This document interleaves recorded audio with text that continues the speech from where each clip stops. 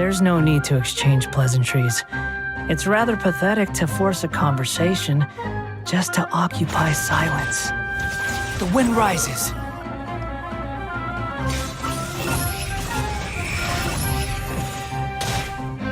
Bow your head!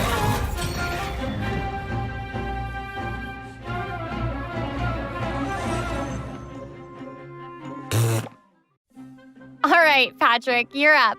Help introduce the Wanderer for us. Sure thing.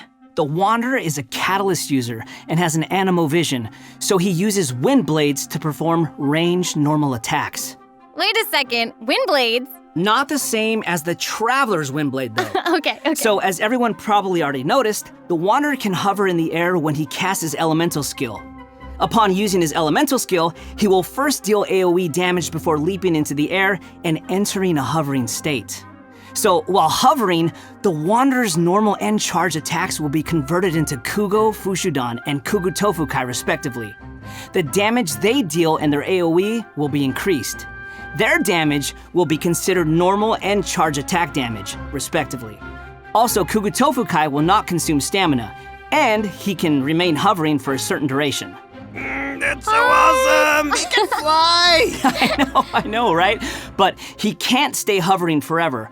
While hovering, the Wanderer constantly consumes Kuguryoku points to maintain his hovering state, which is the blue meter you see on the screen.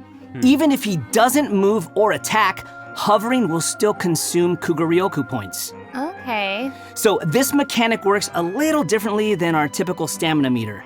There are many possible actions the Wanderer can perform while hovering in the air, which all rely on Kuguryoku points rather than stamina. So, for example, sprinting mid-air will consume additional Kuguryoku points to accelerate mid-air, and holding the sprint button will cause persistent point consumption to maintain speed. So this effect will replace his default sprint. Jumping expends extra Kuguryoku points to increase hovering height. Holding jump will cause persistent Kuguryoku point consumption to keep increasing hovering height. Of course, running out of points will end his hovering state. Oh, okay. So travelers will need to plan their actions while hovering. Exactly. So with his talent, Jade Claim Flower, when casting his elemental skill, if it contacts Hydro, Pyro, Cryo, or Electro, that instance of the skill will receive a corresponding buff effect depending on which element was contacted. So for example, increasing his Kuguryoku points cap, attack, crit rate, or restoring a set amount of energy upon hitting opponents with a normal or charged attack. The Wanderer can have up to 2 different kinds of these buffs simultaneously. Ooh. Oh, look, check that out. Part of the halo behind him changes color depending on the buffs you get. So travelers will be able to easily understand what effects the Wanderer currently has. I like that. It's helpful and still looks really cool. Yeah.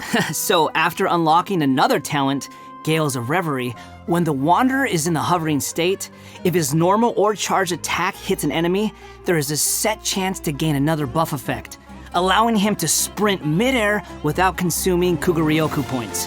Additionally, this buff effect will fire wind arrows to attack the enemy. Ooh. Oh, dope. I'm sure extra buff effects like that will go a long way for players when they're in combat. Yeah, for sure. And if you've noticed, there is a colorful aura of light around his body to indicate when that buff effect is triggered. I saw that. That's pretty cool.